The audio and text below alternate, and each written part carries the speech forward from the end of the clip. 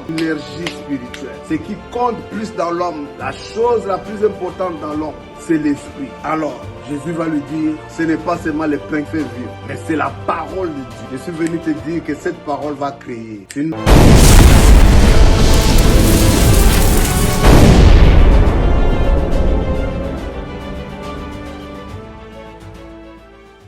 Salut chez vous, c'est Pasteur Freddy. Que Dieu vous bénisse. Ravi de vous retrouver encore. Comme on a dit la fois passée, on est dans la philosophie que la parole parle. Qu'est-ce que la parole peut mieux faire sauf parler? Qu'est-ce que la mort peut bien faire sauf tuer? Donc on va permettre à la parole de parler. L'Esprit nous envoie à considérer Matthieu 4:4. Écoute ce que dit Matthieu 4:4. Jésus répondit, il est écrit, l'homme ne vivra pas de pain seulement, mais de toute parole qui sort de la bouche de Dieu, de la tentation du diable à Jésus-Christ. On va aussi considérer Jean 6:63. C'est l'esprit qui vivifie, la chair ne sert de rien. Les paroles que je vous ai dites sont esprit et vie. Waouh, que la parole parle. La Bible nous dit dans Jean 1:1 qu'au commencement était la parole était à côté de Dieu et la parole était devenue Dieu lui-même et la parole par après a pris chair qu'on appelle Jésus-Christ. Et Dieu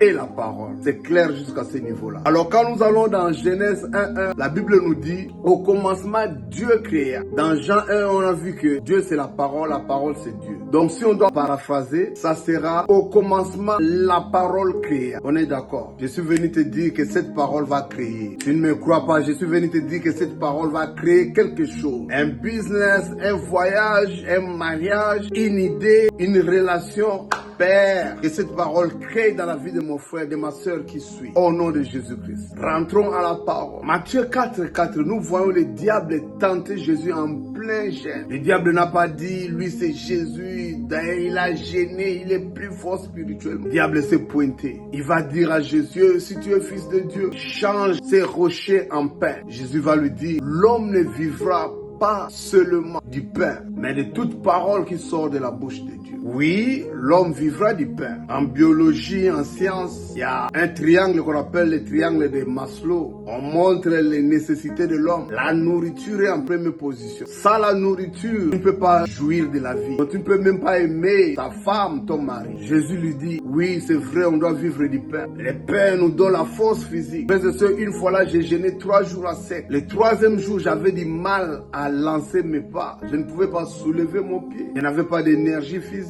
Mais Job 32:8 nous dit, en réalité dans l'homme, c'est l'énergie spirituelle. Ce qui compte plus dans l'homme, la chose la plus importante dans l'homme, c'est l'esprit. Alors, Jésus va lui dire, ce n'est pas seulement le pain qui fait vivre, mais c'est la parole de Dieu. Frères et sœurs, tu peux manger le pain, l'haricot, le foufou, plantain, poisson braisé, tout ça c'est bon. Mais après cela, tu vas faire des crimes. Tu vas vivre dans la débauche, dans l'ivrognerie. Tu vas tuer. Pourquoi? Parce que tu n'as pas la parole. Tes péchés vont t'amener à la mort en prison. Je sais que ce n'est pas ce que tu veux. Tu veux la vie de paix, de joie, de sécurité. Mais quand nous avons la parole de Dieu, quand nous méditons, la Bible nous montre le droit chemin, le chemin de paix, de joie, de tranquillité, de prospérité, de vérité. Job il dit, je sais que mon Rédempteur est vivant.